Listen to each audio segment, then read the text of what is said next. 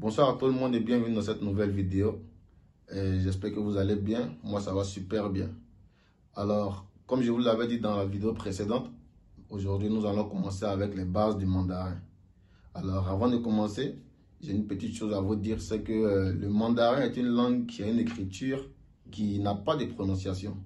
Ça veut dire que si jamais je vous donne cette phrase, vous ne pourrez pas la lire.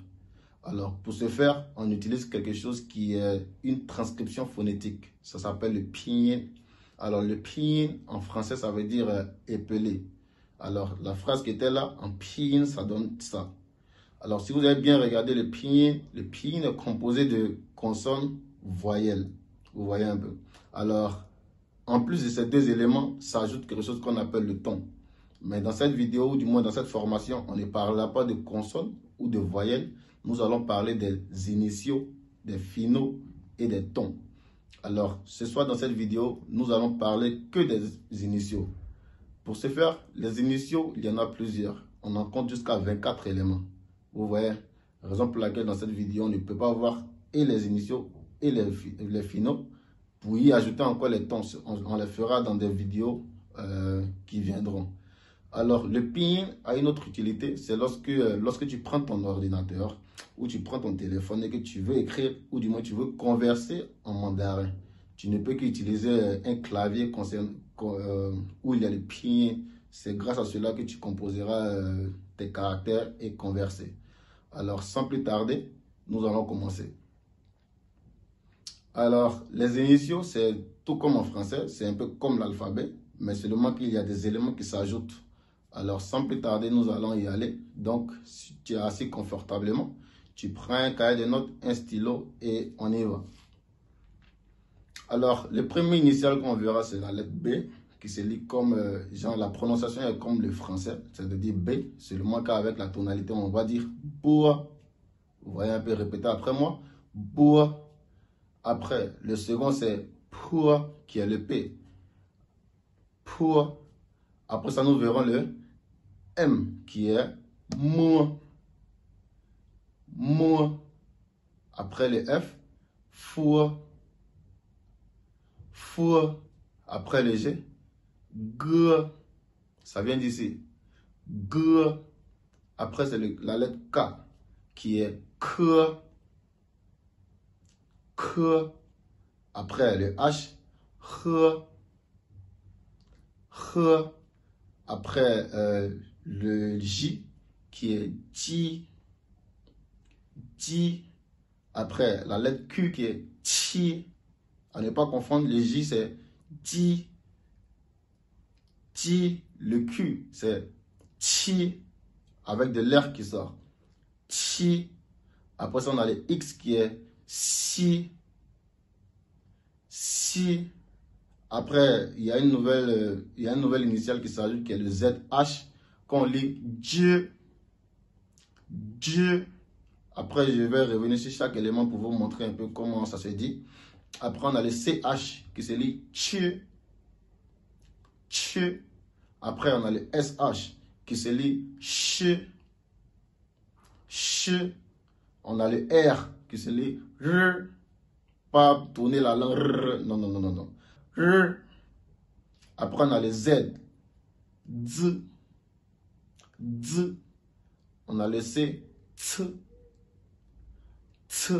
Après, on a le S. S. Comme le S normal en français. S. Après ça, on a le Y qui se lit Y. Y. Et enfin, le W qui se lit OU. Comme aussi en français avec un U après OU. Mais il y a trois éléments, j'aimerais clarifier, c'est-à-dire trois consonnes qui, lorsqu'on les dit, on envoie de l'air. Par exemple, prenez un papier avec vous. Moi, j'ai un papier en ma possession. Supposez que vous avez un papier devant vous et vous dites la lettre P. Donc, regardez un peu. Pour, vous voyez que le papier bouge. Pour. Même chose pour la lettre T. Ah, vous voyez. T. Similaire avec la lettre K qui est K. C'est-à-dire, lorsque vous dites ces trois éléments, c'est accompagné de l'air qui vient de l'intérieur. Vous voyez un peu. Comme le tra, vous voyez le papier. Tra, toi pour le P, toi, le K, K. Alors que si je dois dire le M, moi, le pour le L, non. Vous voyez que le papier ne bouge pas. Mais si je dois dire le P, toi, j'espère que le P, le T et le K sont clairs. Alors, les trois autres éléments, ce sont les trois éléments les plus difficiles. C'est le X, le J et le Q. Alors, ces trois éléments, lorsque vous les dites simplement comme ça a l'air un peu bizarre et la prononciation est un peu difficile. Alors que dans une composition de mots, la signification est encore plus mieux. Mais pour vous aider à prononcer le J, c'est un peu comme en français si tu disais le jean. Vous voyez un peu un pantalon jean par exemple. C'est un peu la même chose avec le J. Parce que en chinois par exemple, lorsque vous prenez par exemple le mot Pékin, quelle est la capitale de la Chine, c'est Pékin. Mais en chinois, on dit Beijing. Beijing. Vous voyez le J. Tiens. Vous voyez que la prononciation change. Alors aussi la lettre Q, c'est... La lettre Q aussi se fait avancer avec, se prononce avec un peu d'air aussi qui sort. Par exemple, Chi, vous voyez, ça sort. Un peu Qingdao, vous voyez, c'est une ville ici dans le nord-est, dans le nord-est de la Chine. La prononciation aussi, c'est du Qingdao. Vous voyez un peu Qingdao, le Qi, Qingdao. Il n'est pas dit Qingdao avec le J, non, c'est différent.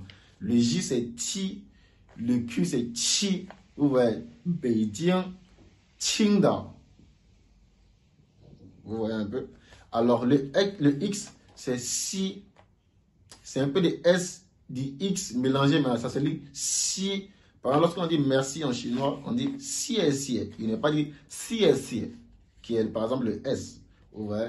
Il y a une différence entre le si et puis le S. Le X et le S. Il y a une différence. Si. Et puis l'autre, c'est si. Avec plus de pratique, vous verrez. Par exemple, si je veux dire tout en chinois, on dit soyo. Alors que si on doit dire merci, on dira si. Alors si on revient sur chaque élément, le B se lira boa. Le M, moi. Le L, le N, le quoi d'autre, le F se lira foi. Après le G, G, vous voyez ça vient d'ici, G comme un gâteau, G, ça reste similaire. Le H, ça se lit H, vous voyez c'est un peu muet, ça ne soit pas comme le H, non, H, c'est un peu léger. Vous voyez. Après ça, on revient sur le ZH qui est J. Le ZH, alors, la prononciation est aussi un peu similaire, comme tu dis par exemple N'Djamena, la capitale du Tchad. N'Djamena, vous voyez. Ou bien Abidjan. Vous voyez. Un DJ, la prononciation du DJ en quelque sorte. Donc, Abidjan. Et le CH, c'est un peu comme si vous dites un match de football. Un TCH, la prononciation, mais en chinois, ça s'écrit CH. Et le SH qui est chi, ça c'est le CH en français. Par exemple, je vais marcher, CH. Ça c'est la prononciation du SH. Et aussi, on a l'autre élément qui est le Z, la lettre Z. Pour prononcer la lettre Z en chinois, c'est aussi simple. Vous faites comme s'il y a un T avant le Z. Genre Z. Vous voyez, un T apostrophe Z. Z. Le C aussi, c'est la même chose. Vous mettez un T, C, qui fait T. Vous voyez un peu, ça devient facile. J'espère que ça devient facile pour vous. Alors, le D, T, et le dernier qui est S, simple comme en français, S. Le Y, c'est aussi la même chose, Y. genre Y, Y en français, ou du WOU, W-O-U en français, WOU pour le W, pour la lettre W. Alors, c'est clair pour tout le monde. Vous verrez des lettres s'afficher. Alors, mettez pause et essayez de dire les lettres là. Alors, le premier, qu'est-ce que c'est? D. La bonne réponse pour ceux qui ont trouvé. D. Alors, le deuxième mot. F pour la lettre F. Alors, le troisième mot. R pour la lettre R. R. Vous voyez un peu, par exemple, mon nom chinois. On va dire Tiaorui. Tiaorui. Ou du moins une autre lettre. Par exemple, Ruijiao. C'est une ville ici. Ruijiao. Alors, pour la quatrième lettre, nous avons Moi. Bonne réponse pour ceux qui ont trouvé. Et l'autre, Le. Merci pour ceux qui ont trouvé. Et l'autre, c'est G. Bonne réponse pour les autres. Alors, pour ceux qui ont du mal, vous mettez pause sur la vidéo et vous répétez petit à petit. J'espère que les explications ont été explicites. Alors, pour toi qui as regardé la vidéo, si tu as kiffé, ça ne coûte rien de t'abonner, c'est gratuit. Alors, merci pour tout le monde, merci d'avoir suivi la vidéo et à la prochaine.